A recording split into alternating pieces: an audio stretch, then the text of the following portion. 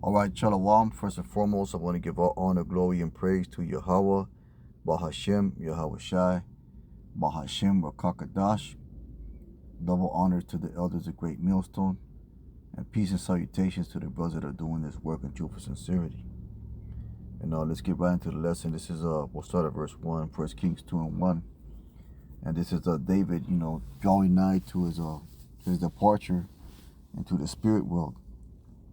And it was a custom in those days that when a man or patriarch of the family knew that he was ready to let go the ghost, that he gave a exhortation or a blessing among his sons before he passed away. They still do that, man. They still do that in different cultures. I know there's parts of the Mexican culture that they do that, man. I've seen it happen where the old member of the family or the family head's about to pass away, and they got all the siblings there gathered around them, and they're ready to give it up. They know they know it's coming. They feel it, and they'll say final words of blessings and exhortation and commands to their children. So that's one of our customs, man. So I'm gonna go ahead and get this again. So the days of David drew nigh that he should die, and he charged Solomon his son, saying, now you look at that word charged, it holds a lot of weight, man. It says to command, charge, give order, to lay charge upon, to give charge, to give command to give charge unto, to give. So it's an action. It's an action that must be undertook. He charged Solomon his son, saying, I go the way of all the earth. He already had the feeling or the foreknowledge that that he gonna go into the spirit world. It says, be strong therefore and show thyself a man. Let's get that word strong.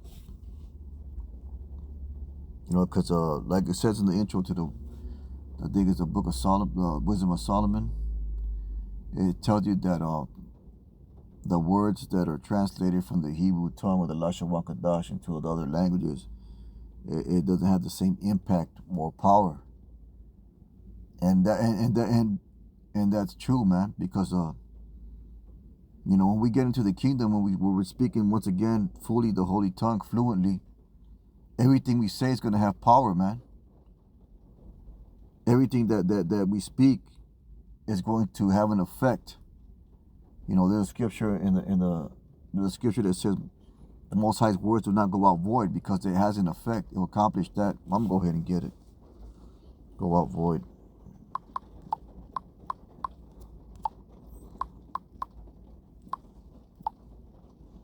I'm just gonna put void, see what happens.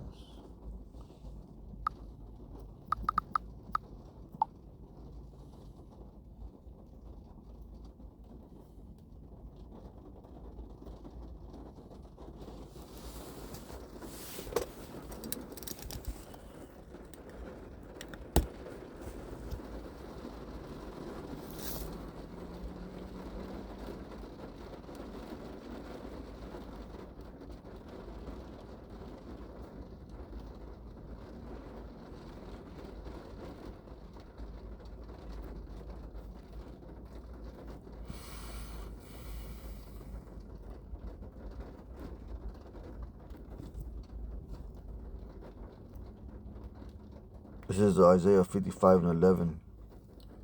It says, so shall my words be that goes forth out of my mouth. It shall not return unto me void, but it shall accomplish that which I please, and shall prosper in the thing whereunto I send it. So the words of the Most High have power, man. They have power. Where was I?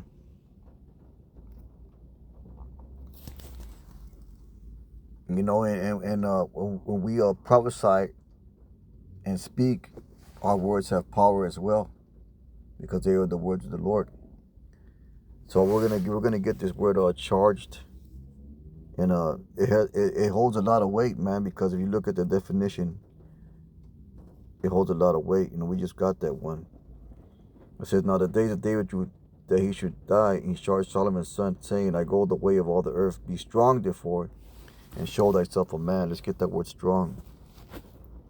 You're going to see that it's a whole list of that one word has all these, what they call them, synonyms. So that word, Kazakh, holds a lot of weight, man. And I'm not going to read all of them, but if you read them all, they're all words of action and power. Courageous,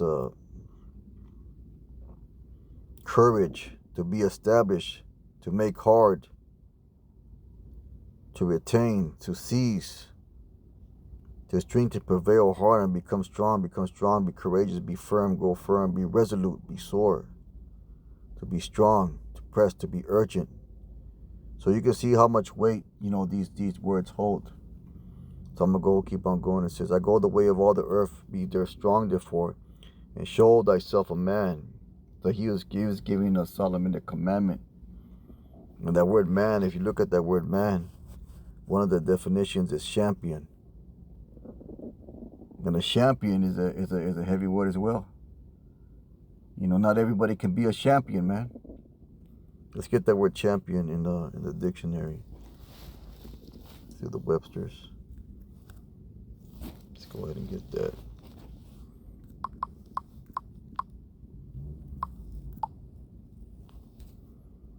It says a man who undertakes a combat in place or cause of another. And that's what we're supposed to be, as Israelite men. Men have received this calling. We take the cause of righteousness, the cause of the Most High upon the earth. A man who fights in his own cause in the duel, a hero, a brave warrior, hence one who is bold in contest as a champion for the truth. See, so that word man, it goes into being a champion. It says, and keep the charge of the Most High power, to walk in his ways, to keep his statutes and his commandments and his judgments and his testimonies, as it is written in the law of Moses, that thou mayest prosper in all that thou doest, and whatsoever thou turnest thyself. This is the definition of the ruling mentality. The apostles, they like to talk about, they mention frequently about the ruling mentality. And the first part of having a ruling mentality is guess what? Ruling your mentality.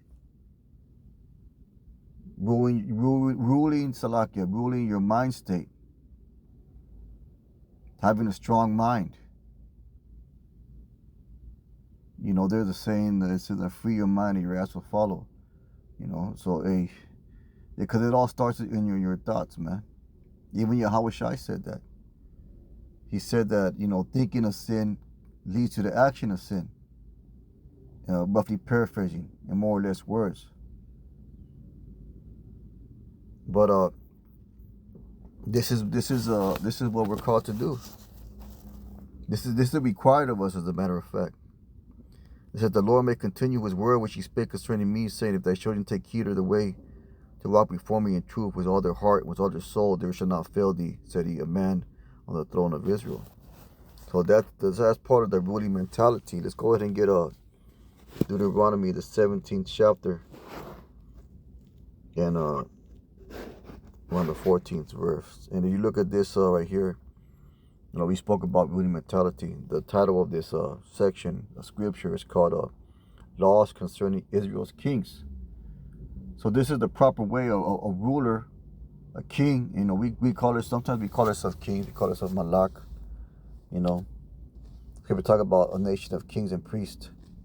The kingdom of heaven starts with us, man, here on earth, brothers. It says, when thou art come unto the land which the Lord thy power giveth thee, and shall possess it, shall dwell therein, shall say, I will set a king over me like all the nations that are about me. Thou shalt in any wise set him, O king, over thee. When the Lord thy God shall choose from one among thy brethren, shalt thou set a king over thee, that thou mayest not set a stranger over thee, which is not thy brother. And I'm going to get to the point. This is the 16. But he shall not multiply horses to himself, nor cause the people to return to Egypt, to the end that he should multiply horses, for as much as the Lord has said to you, ye shall henceforth return no more that way. Neither shall he multiply wives to himself, his heart turn not away, neither shall be greatly multiplied to himself silver and gold. So there's certain expectations of conduct and temperance that this ruler is supposed to have.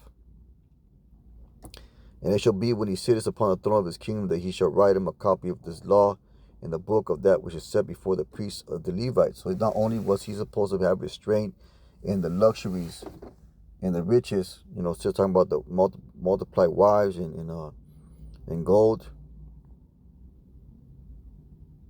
but also he is supposed to be a master of the laws of the Lord as well. And it shall be with him, and he shall read them during all the days of his life. So he's required to have a knowledge of things. It shall be with him, so he's going to keep that word with him, man. And he shall read therein all the days of his life, that he may learn to fear the Lord his power, to keep all the words of this law and these statutes to do them. So that's the ruling mentality right there, man. To listen, to obey, to learn this word, and put it into practice, man. That's powerful. That it shall be with him. He shall read therein all the days of his life, that he may learn to fear the Lord his power. That's how you do it, man. You have to learn to fear the Most High. Meaning you have to unlearn everything that you was taught in the world. It says that his heart be not lifted up above his brethren. See, he can't. He can't be a proud, arrogant ruler.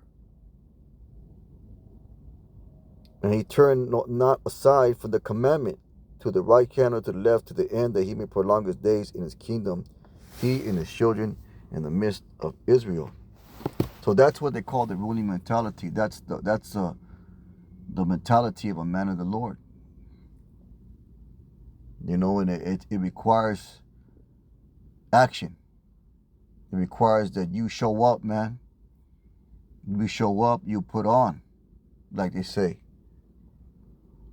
The whole duty of man is go ahead and get that.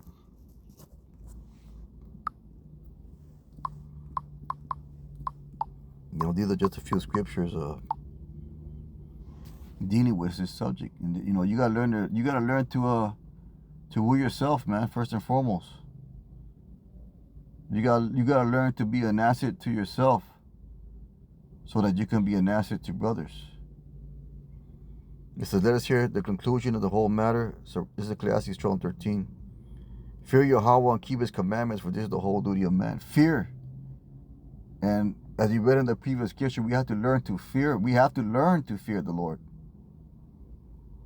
Because we come into this truth with all kinds of discrepancies and inadequacies and defects in mind and spirit.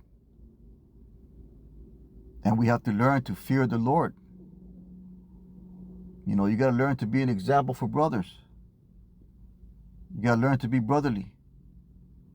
You got to learn to have a meek spirit, to be humble amongst the brothers. That's part of the fear of the Lord. And you got to keep the commandments. You got to be a doer of the things, not just a hearer. For this is the whole duty of man. See that? So, in a nutshell, that's what that is. That's that's the ruling mentality. The ruling mentality requires that you get up and do shit, man. That you get up and act upon certain things and situations in your life, so that you can be an asset to brothers. But with that being said, just a real quick lesson. Most I wouldn't hope is edifying. With that, I want to give all honor, glory, and praise to Yahweh Bashem Yahushai. Call halal Yahweh Bashem Yahushai. Let's keep on pushing. Shalom.